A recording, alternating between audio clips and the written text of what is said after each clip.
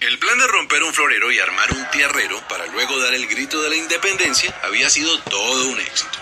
Pero la corona española no se iba a quedar así. Cuando Napoleón fracasó en su campaña y Fernando VII recuperó el trono de España, lo primero que hizo fue enviar a Pablo Morillo y al virrey Juan de Sámano a reconquistar América.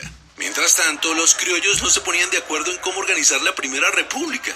Había realistas y patriotas, y a su vez los patriotas se dividían entre centralistas y federalistas. Y en medio de esa discordia llegó el contraataque español. Durante la Reconquista murieron grandes personajes y los patriotas que sobrevivieron se fueron a resistir al Casanare. Y también al mismo Casanare llegó Simón Bolívar. Su lucha por la independencia ya llevaba años. De hecho, él estaba en Londres en una misión diplomática cuando ocurrió el grito de independencia de 1810. Y fue en 1819 que unió fuerzas con Santander para liberar la Nueva Granada. Y sí, el 11 de junio, en medio del invierno y después de atravesar el vasto llano, Bolívar y Santander se reunieron en Tame, a orillas de la Cordillera Oriental. La idea era simple: formar un solo ejército patriota con más de 2.500 almas y atacar al poderoso ejército realista al mando del general José María Barreiro. El plan era lo complicado. Había que llegar al centro del país sin ser vistos. Y para ello, la única opción era una odisea: escalar la Cordillera Oriental hasta el páramo de Pisba a 3.500 metros de altura. Eso sí, antes de emprender el ascenso había que tomarse un puesto de vigilancia en las Termópilas de Paya. La primera victoria. Por supuesto, ni el ejército ni los caballos estaban acostumbrados a escalar montañas y muchos murieron en los peñascos. Pero el heroico plan funcionó y el 5 de julio la vanguardia patriota alcanzó el poblado de Socha. Por suerte no había realistas por ahí. En cambio, la gente de Tunja vino a recibirlos con comida, mantas, ropas y cuanto pudieron ofrecerles. Y después de un merecido descanso comenzaron las batallas. El 11 de julio a la salida de Gámeza ocurrió el primer choque. Ambos ejércitos terminaron por replegarse, pero Barreiro notó la furia de los que antes llamaba andrajosos y empezó a defenderse de Bolívar, quien ganó la iniciativa a punta de astucia y conocimiento estratégico.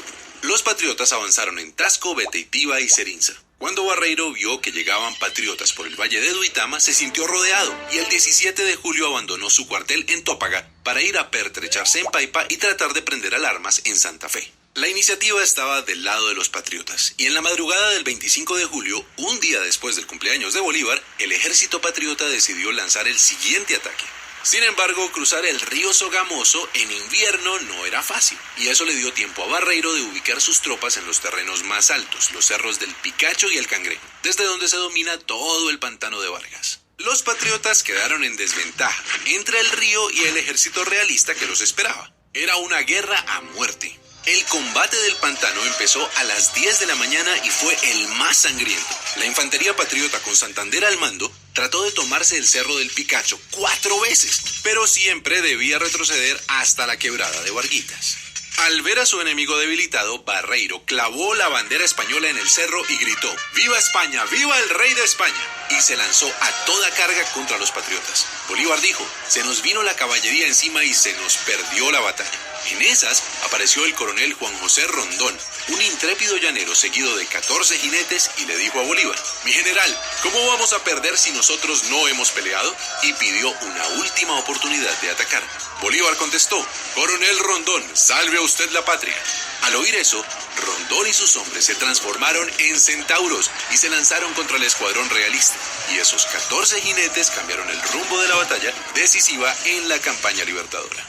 Barreiro comprendió que estaba en desventaja y comenzó a retroceder por Sogamoso hacia Santa Fe. Pero Bolívar sabía que los realistas querían unir fuerzas con el virrey Sámano, así que en medio de la noche, sin prender ni una lumbre, partió hacia Tunja con la intención de cortarles el paso. Y llegó la mañana del 7 de agosto de 1819. Desde el Alto de San Lázaro, en Tunja, Bolívar y el jefe del Estado Mayor habían observado los movimientos del ejército realista. Bolívar se adelantó hasta el puente de Boyacá. Gracias a eso logró ubicarse mejor y esta vez dividió en dos a los realistas, que habían dejado una brecha entre el grueso del ejército y la vanguardia. A las 2 de la tarde, el desprevenido jefe de la vanguardia realista pensó que era un buen momento para almorzar, cuando por su espalda vio llegar a los primeros jinetes patriotas. Al principio creyó que era solo un puñado y quiso perseguirlos, pero pronto quedó asombrado. Entre la niebla vio aparecer la tropa patriota en formación de combate. Durante la batalla, Bolívar se ubicó en lo alto, en la Casa de Teja, para controlar los movimientos desde ahí. A las 3 de la tarde la pelea era intensa, pero los patriotas estaban comunicados entre sí, mientras que los realistas seguían divididos. El general Santander hizo retroceder a la vanguardia realista hasta el otro lado del puente de Boyacá, donde los patriotas los esperaban. Y aunque el grueso del ejército de Barreiro atacó, otra vez Rondón y sus lanceros embistieron sin miedo, de frente y por el centro. La victoria fue rápida y contundente. Barreiro fue arrestado y el ejército realista se dio por vencido. Así, a las 4 de la tarde del 7 de agosto de 1819 terminó la batalla, y con ella una travesía que abrió las puertas a la independencia de todo un continente. Celebremos la batalla de Boyacá recordando a todos aquellos hombres y mujeres